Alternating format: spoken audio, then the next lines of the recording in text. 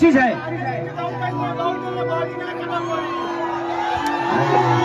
फिर विवाद कराई जा रही है। जिंदगी में एक चीज है, आपके पास अगर 20 रोग आ जाए तो आप खुद ही डॉक्टर बन जाओगे। उसी तरह मुसीबत है, आपके पास अगर 20 मुसीबत आती है ना तो सबसे बड़ा इंसान वो बनता है, क्योंकि मुसीबत से निकलने उसे आता है। तो कोशिश करिए कि मुसीबत आपको भी आए और उससे निकलना सीखिए। इस दुनिया में हर वो चीज पड़ी नहीं रहती है, और जिस काम में मेहनत नहीं वो काम नहीं होता है। तो कोशिश करिए कि हमें काम करना है। क्या बात कि देखा न सटन के धनिया पटन के, अरे चादर बिछा दे हनी पलम जी।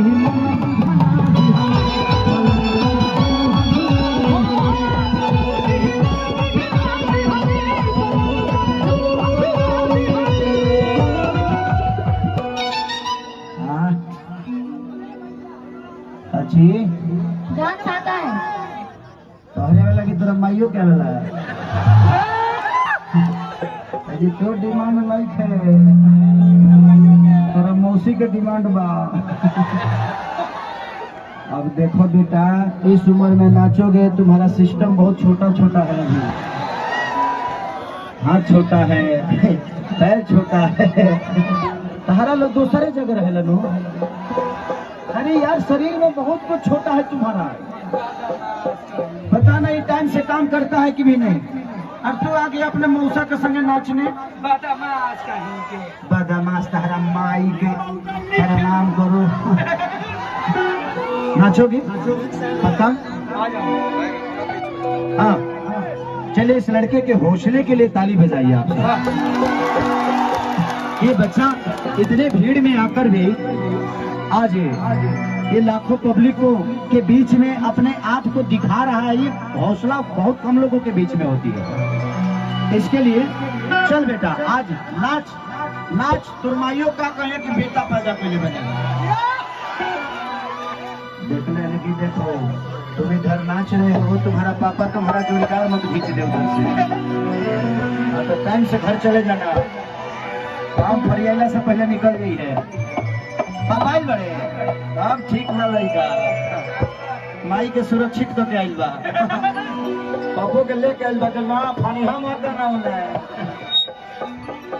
कि देखा न सटन के, अरे कपड़ा कटन के, देखा चादर बिछा दी हनी, भला माझी मन बिछा दी।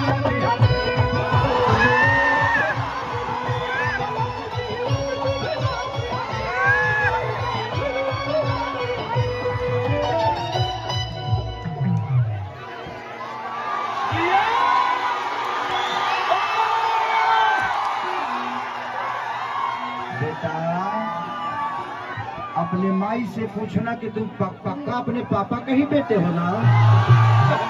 लेकिन मैं कभी बोली बोली आया नहीं यार, ये लड़का मेरी तरह डांस क्यों कर रहा है? हो सकता है कभी पेट में होगा तो इधर माई हमारा डांस देख ले हुई है। रीजन वही जी फंसता कि पेट में पक्का हुई है, कर माई हमारा डांस देख ले हुई है। अजान तरी कौन गाना देख ले हुई है कि पानी भी न सुखाता हम बहुदी रे भौजी,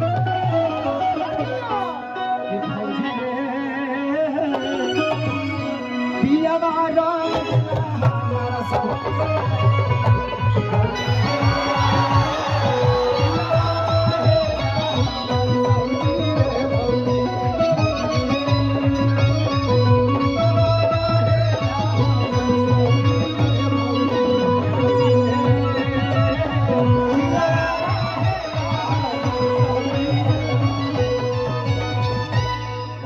बेटा, तुम बहुत प्यारा मिर्गी डांस करते हो।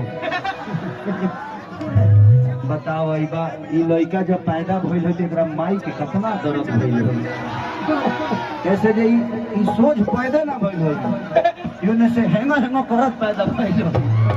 नाचते नाचते धरती पर गिरल है लड़का। बहुत अच्छा बेटा, एगो तुझे भाई अपना माई से कहते जल्दी खींच दे, ये खेसारी मौसा संगे काम मिली। बहुत अच्छा, बहुत अच्छा, थैंक यू मेरा बेटा, thank you thank you thank you. जाओ जाओ नंबर बाटा मास कही के नंबर मांगत है। हमार बुझातनी तोर पक्का तोर माई नंबर मांगले होई, ते ना मांगले हो चले। बहुत बहुत नंबर हम तोरा माई लगे आए, कहिए चोखा लिट्टी बना के रखी है। बहुत अच्छा लड़का, इस लड़के